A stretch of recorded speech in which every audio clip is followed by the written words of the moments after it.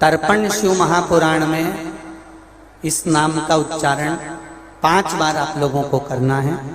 ये स्वधा दक्ष प्रजापति की बेटी है और पितरों की धर्म पत्नी है। इस पितरों की धर्म पत्नी स्वधा का नाम लेने से अगर हमने कंडा, गोबरी, गाय का जो गोबर होता है कंडा, उसको जलाकर अगर धूप नहीं दी हो या किसी ब्राह्मण को भोजन आदि नहीं कराया हो या तिलांजलि तर्पण नहीं करा हो, पिंड नहीं दिया हो या श्राद्ध पक्ष में किसी को कोई दान ना करा हो तो उसका दोष ना लगे, उसके लिए तर्पण शिव महापुराण में पितरों की धर्मपत्नी स्वधा का नाम का स्मरण आप और हमको साथ में करना। सभी लोग एक साथ में बोलेंगे, स्वधा स्वधा स्वधा स्वधा स्वधा। बस ये 5 बार जो उच्चारण आपने पितरों की धर्मपत्नी स्वधा का करा है, जिस समय पर पितृलोक से आर्यमा देव के साथ में हमारे यहाँ पर आते हैं। और मेरा बहुओं से निवेदन है, बेटियों से निवेदन है, माताओं से निवेदन है, मान लो आपको कोई ब्राह्मण देवता ने कहा कि आपके यहाँ पितृदोष है, आपको कह दिया कि पितृदोष है, तो आपको घबराना नहीं है कि महाराज जी मुझे क्या करना पड़ेगा। पितृदोष है, एक चावल का दाना घर में से लीजिए, हथेली पर रखिए, पानी का जो मटका होता है, हंडा होता है, पानी का जो मटका है, हंडा है, जहां पर रसोई घर में तुम पानी रखते हो, उस हंडे के पास में, मटके के पास में उस चावल के दाने को लेकर जाइए, अपने पितरों का स्मरण कर कर स्वधा स्वधा स्वधा स्वधा स्वधा 5 बार बोलकर शंकर भगवान के शिवलिंग पर, तुम्हारे घर में शिवलिंग हो तो घर में, और अगर मंदिर में शिवलिंग हो तो मंदिर में, उस चावल के दाने को चढ़ा दीजिए। कैसा भी पितृदोष होगा समाप्त हो, मात्र स्वधा का स्मरण बहुत।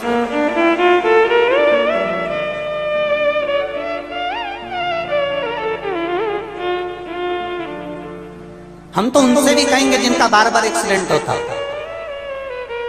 जो बार बार गिरते पड़ते रहते हो, बार बार एक्सीडेंट होता हो, बार बार उनको चोट लगती हो, बार बार, और उनको भी कहेंगे जिनको सर्दी की बीमारी या दमे की बीमारी या श्वास की बीमारी, उनसे भी कहेंगे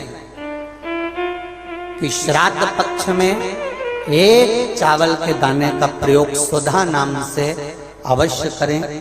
चलने में दम नहीं भराएगी, श्वास नहीं भराएगी। और दूसरा, जो सर्दी का जिसको कोटा होता है, बार बार सर्दी हो जाती है, निमोनिया हो जाता है, कफ बना रहता है, उनके लिए भी स्वधा नाम का स्मरण। महाराज स्वधा नाम का स्मरण। दक्ष प्रजापति के घर में बेटी का जन्म हुआ जिसका नाम था स्वधा। स्वधा का जन्म लेते ही स्वधा श्वेत वस्त्र को धारण करते थे।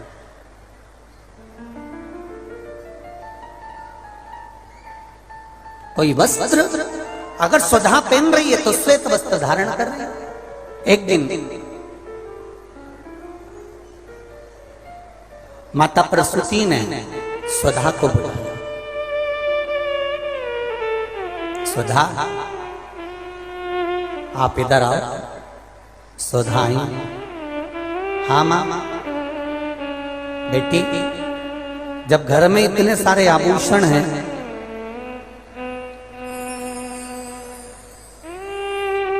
और घर में इतने सारे आभूषण जब रखे हुए हैं, तो तुम उन आभूषणों को धारण क्यों नहीं करते? उन आभूषणों को क्यों नहीं पहनते? घर में इतने सारे वस्त्र रखे हैं, तो तुम उन वस्त्रों को धारण क्यों नहीं करते?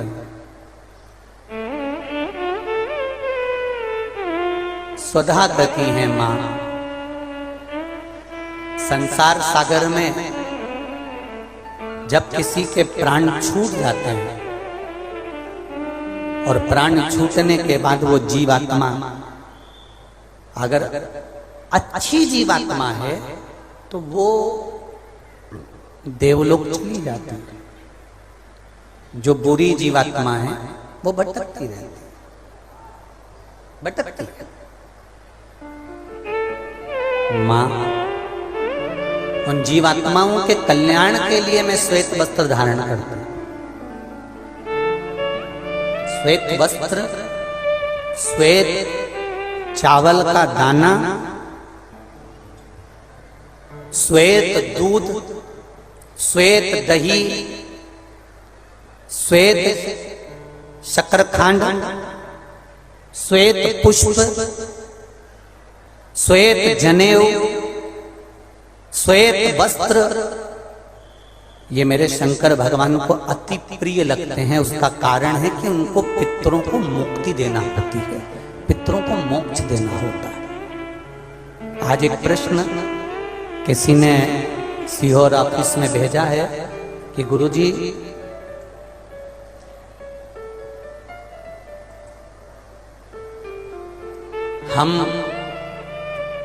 हमको श्राद्ध पक्ष में हम जो ब्राह्मण को भोजन कराते हैं या हम किसी को भोजन कराते हैं तो वो हमारी जीवात्मा को क्या वो मिलता है?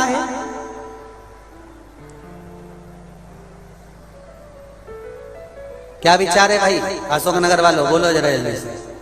प्रश्न भेजा है किसी ने। हम अगर किसी ब्राह्मण को भोजन करा रहे हैं, हम किसी को भोजन दे रहे हैं तो वो हमारी जीवात्मा को मिलता है। 3 प्रश्न हैं और तीनों प्रश्न का उत्तर जरा देखिएगा, बड़ा ध्यान रखना। और जिसने प्रश्न करा है उत्तर प्रदेश से, वो ध्यान से सुनना भाई। हमने ब्राह्मण को भोजन कराया, हमने संत को भोजन कराया, हमने गुरु जी को भोजन कराया, तो वो मिलेगा। पहले तो ये अंदाजा करिए कि आप भोजन दादा ससुर के नाम से करा रहे हो तो दादा ससुर का नाम लेना पड़ेगा। बोलो सही है कि गलत है? गोत्र बोलना पड़ेगा। उसका कारण क्या होता है कि हमने पत्र लिखा और ये पत्र लिखकर हमने इसको मोड़कर हमने वो डाकघर के डब्बे में डाल दिया।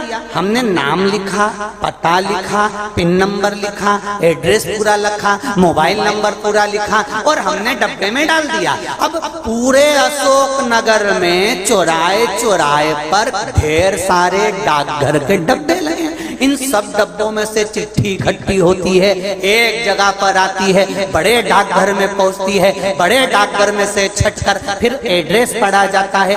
एड्रेस में तुम्हारा नाम पढ़ेगा, बाद में पहले ये पढ़ेंगे कि पिन नंबर क्या है, फिर पढ़ेंगे कि शहर का नाम क्या है। उसमें लिखा होगा गुना और गुना का पिन नंबर डाला होगा तो चिट्ठी को छाट छाट कर अलग रखते जाएंगे। अब गुना में ये चिट्ठी बड़े डाकघर में जाएगी, बड़े डाकघर में चिट्ठी पहुंची गुना के। अब वहां पर बैठकर छाटा गया कि बजरंग कॉलोनी के पास कौन रहता है, तो एलआईजी के पास कौन रहता है, तो चारभुजा नाथ जी के पास कौन रहता है, तो राजेश्वर मंदिर के पास कौन सा रहता है, कौन से वार्ड में रहता है, उसको छाट कर अलग रखा जाएगा। फिर वहां के डाकघर वाले व्यक्ति को, उस डाकिया को वो दिया जाएगा और उससे कहा जाएगा कि ये चिट्ठी पहुंचा दो। अब जरा प्रोसेस देखिए, डाली थी अशोकनगर में, इतने सारे डब्बों में इकट्ठी होकर एक डब्बे की चिट्ठी एक जगह पर इकट्ठी हुई बड़ी डाकघर में।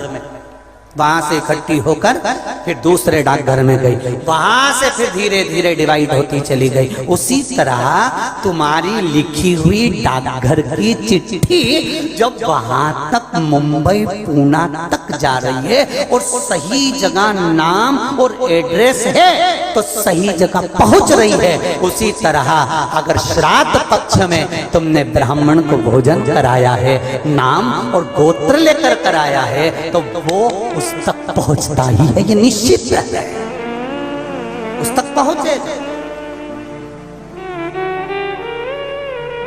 फिर दूसरा प्रश्न किया उसने, गुरुजी से पूछ के बताना कि गुरुजी तो कथा में कहते हैं कि मनुष्य की योनि छूटने के बाद फिर कौन सी योनि मिलती है किसको मालूम।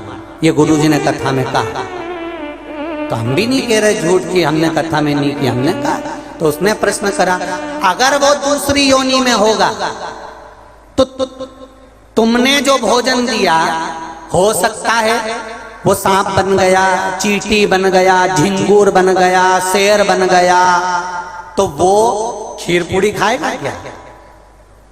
और पंडित जी को तो खीर पूड़ी खिलाने का बोलते हैं। फिर जब वो दूसरी योनि में पहुंच गया तो उसको खीर पूड़ी कैसे मिली, पंडित जी से गुरु जी से पूछ के बताओ।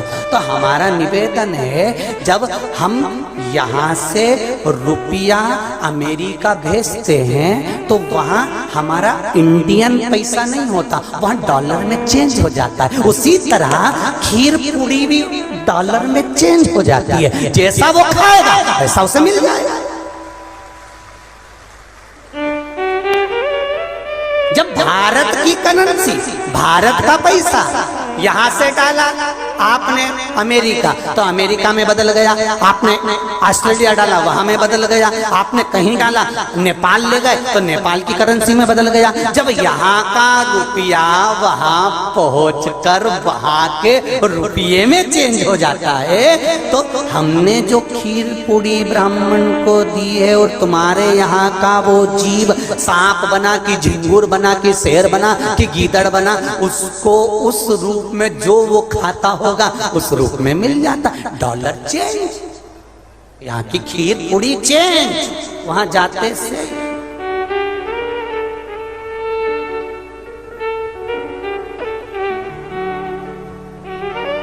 फिर तीसरा प्रश्न लिखा, अगर हमारे घर के पूर्वज शिव महापुराण की कथा सुन सुन के तर गए तो फिर हम श्राद्ध काय को करें? उनको तो मिलेगा ही नहीं, वो तो वैकुंठ पहुंच गए, फिर उनको श्राद्ध में भोजन कराने से मतलब क्या? तो हमारा इतना सा कहना है, यूपी वालों जो तुमने प्रश्न करा बहुत जोरदार करा रे, तो एक उत्तर और अच्छे से सुन लो कि मान लो तुमने अगर श्राद्ध में भोजन कराया और तुम कह रहे उनका तो मोक्ष हो गया शिव पुराण सुनकर, फिर श्राद्ध करने से कौन सा फायदा? तो तुम भोजन कराओ, ये भोजन का फल वहां जाएगा। जैसे तुमने कोई सामान या रुपया मुंबई भेजा तुम्हारे रिश्तेदार किया, और मुंबई में रिश्तेदार का मालूम पड़ा कि उनने घर छोड़ दिया या वो कहीं चले गए या वो कहीं समाप्त हो गए, तो वो रुपया वो सामान तुम्हारा वापिस तुम्हारे पास आ जाएगा। तो तुमने जो पुण्य करा है अगर उसने नहीं लिया तो वो पुण्य तुम्हारे खाते में वापिस आ जाएगा। इसलिए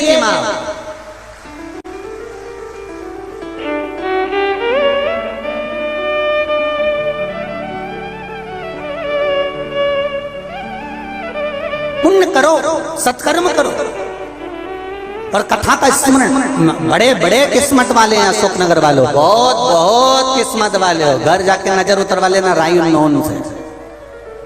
इतनी जोरदार किस्मत पाए हो कि तर्पण शिव महापुराण की कथा और कोई साधारण जगह पर नहीं, राजराजेश्वर की भूमि पर श्रवण कर रहे हो, कोई साधारण जगह नहीं। बाबा देवादिदेव महादेव राजेश्वर भगवान की भूमि पर श्रवण कर रहे हो, किस्मत वाले हो, तर्पण शिव महापुराण की कथा सुन रहे हो। और आज कथा का कौन सा दिन है? चौथा। कितने दिन बचे? 25